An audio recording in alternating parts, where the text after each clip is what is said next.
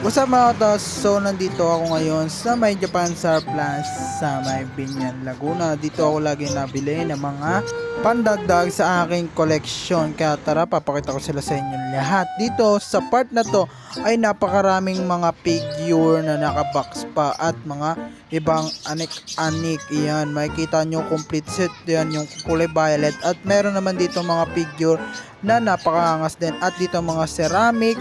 At dito may mga anik-anik at napakarami talaga ng mga pwedeng nyong piliin dito.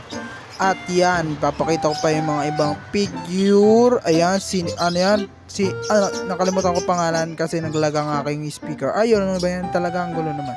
At yan, dito na naman sa part na yan ay puro figure talaga. At dito naman sa may cabinet ay punong-puno din ng mga maliliit na figure at meron dito ang mga unan na pwede nyong bilhin. Meron ditong mga cards na sobrang dami din na